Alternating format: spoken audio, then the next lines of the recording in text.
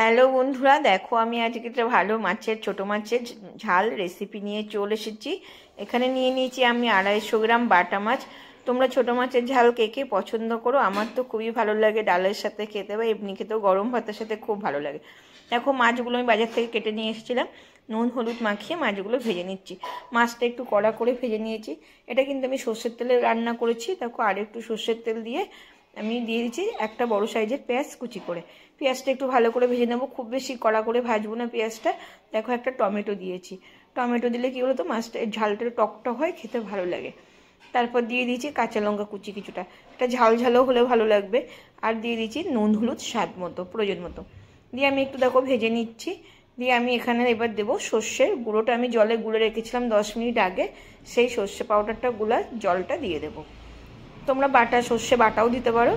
আমি এখানে আমার হাতে টাইম কম ছিল, তাই আমি একটু সর্ষের পাউডারটা গুলে দিয়েছিলাম। দেখো ঝোলটা কিছুক্ষণ ফুটিয়ে নিয়েছি, ঝোলটা একটু ঘন হয়ে এলে মাছটা দিয়ে দেবো। মাছটা দিয়ে আরও কিছুক্ষণ ফুটিয়ে নেবো। এই ছোটো মাছের ঝালটা তোমরা কে কে খেতে ভালোবাসো? এটা খুব তাড়াতাড়ি হয়ে যায়। দেখো আমার রান্নাটা হয়ে গেছে। এবার দিয়ে দেবো একটু কাঁচা সর্ষের তেল, এটা দিলে কিন্তু দারুণ টেস্ট হয়। আর অবশ্যই শীতকালের মাস্ট হচ্ছে ধনেপাতা। ধনেপাতা তুমি যেতেই দেবে, দেখবে একটু অন্যরকম টেস্ট পায়, ফ্লেভারটা দারুণ আসে, আমার তো খুবই ভালো লাগে।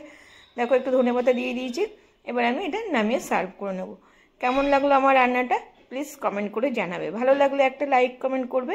আর এই ছোটো মাছের ঝাল তোমরা কে কে পছন্দ করো প্লিজ কমেন্ট করে আমাকে জানিও। অনেক ধন্যবাদ বন্ধুরা। Tata, bye bye. সবাই ভালো থেকো, সুস্থ থেকো। আবার দেখো।